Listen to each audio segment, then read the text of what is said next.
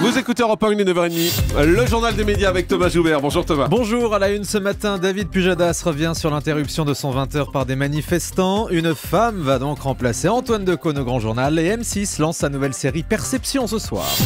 Et on commence avec les explications de France 2 sur l'interruption de son 20h par des manifestants mardi soir. David Pujadas est revenu sur l'incident hier soir dès le début de son journal avec un reportage dans lequel France 2 a expliqué pourquoi l'antenne a été coupée et pourquoi elle a choisi de ne pas donner la parole aux intermittents qui avaient envahi le plateau. Écoutez.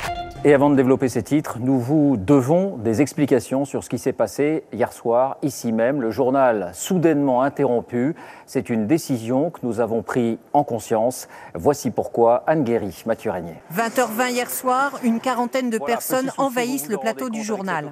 Des intermittents du spectacle qui ont déjà fait l'objet de plusieurs reportages. Explication des métiers et modes d'indemnisation en février dernier, compte rendu de manifestations en mars. Aujourd'hui, France Télévisions porte plainte contre les personnes qui ont occupé le plateau situé au cœur de la rédaction. Voilà pour ces explications, elles nous paraissaient indispensables. Vous l'avez entendu, une plainte a donc été déposée, une enquête ouverte. Selon les premiers éléments, des manifestants ont réussi à détourner l'attention du service de sécurité en simulant notamment le malaise d'une femme. Le directeur de France 2 souhaite à présent renforcer la sécurité sur le plateau du 20h. Et puis toujours sur France 2, Marine Le Pen refuse de débattre avec le président du Parlement européen. Débat qui était prévu ce soir dans Des paroles et des actes. Et France 2 a proposé à Marine Le Pen un débat avec Martin Schulz, tête de liste des socialistes européens pour les élections du 25 mai. Mais la présidente du Front National a refusé. Libération affirmait hier que France 2 s'était laissé dicter ses conditions par la présidente du Front National.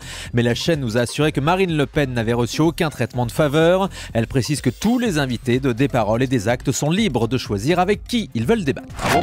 C'est étonnant ça. Bah oui, c'est comme ça. Antoine Decaune va se faire remplacer à la présentation du Grand Journal. L'animateur sera absent pendant les vacances de Pâques, mais plus question pour Canal de proposer des best-of comme à l'époque de Michel Denisot. Le Grand Journal sera donc présenté par Maïtena Birabin, une autre animatrice de Canal+, dont le nom avait d'ailleurs été évoqué l'année dernière pour prendre la succession de Michel Denisot.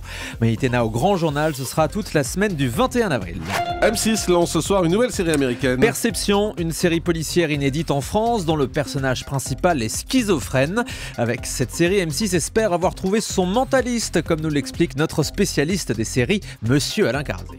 Il s'agit non pas d'un policier, mais d'un personnage un peu à part, qui, de par ses connaissances particulières, va aider la police. Ça rappelle beaucoup le mentaliste, c'est un peu ça, sauf que lui, il ne prévoit pas les crimes, il ne regarde pas dans les yeux des gens pour essayer de leur faire avouer la vérité. C'est simplement un neurochirurgien, un professeur qui lui-même est schizophrène et qui a des connaissances en neurosciences qui permettent de résoudre des mystères complexes. Donc on est vraiment sur le même format que le mentaliste. C'est une bonne série et je pense que franchement, il faut y jeter un œil.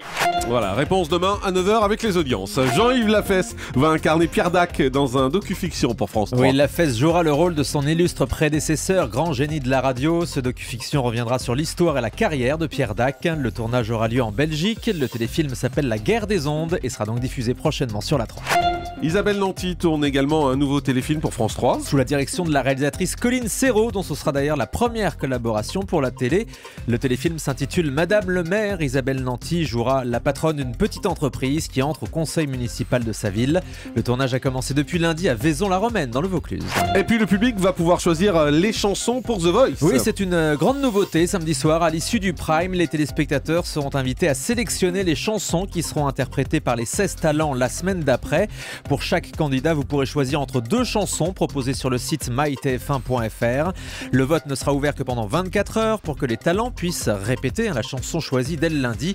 Ce dispositif est une première mondiale sur The Voice. TF1 a dû négocier une dérogation auprès du producteur original pour proposer donc cette nouvelle interactivité. La chaîne d'info France 24 bientôt diffusée sur la TNT en Ile-de-France. La ministre de la Communication Aurélie Filippetti l'a annoncé hier. Elle va demander au CSA d'attribuer une fréquence à la chaîne d'info internationale sur un canal disponible en Ile-de-France. C'était un souhait de France 24 qui n'est diffusé en France que sur le câble, le satellite et la DSL. Ça risque de faire beaucoup de chaînes d'infos parce que si LCI arrive aussi en gratuit, ça va faire 4 chaînes d'infos sur la TNT, ça va être compliqué pour elle. M6 est candidate pour diffuser la Ligue des champions de foot. C'est ce que révèle l'équipe. 3 diffuseurs français ont répondu à l'appel d'offres pour les droits de diffusion de la période 2015-2018. Canal+, beIN Sports et donc le groupe M6. L'UEFA devrait rendre son verdict d'ici la fin de la semaine. Allez, on termine avec le chiffre du jour. 12. 12 jours. Pendant 12 jours non-stop, une chaîne américaine va diffuser l'intégralité des épisodes des Simpsons cet été. Au total, il y en a 522. Ils sont donc diffusés les uns à la suite des autres lors d'un marathon Simpson à partir du 21 août sur FXX. On va préparer les bières et les donuts. Exactement. Merci beaucoup Thomas Joubert. Le grand direct des médias, Jean-Marc Morandini.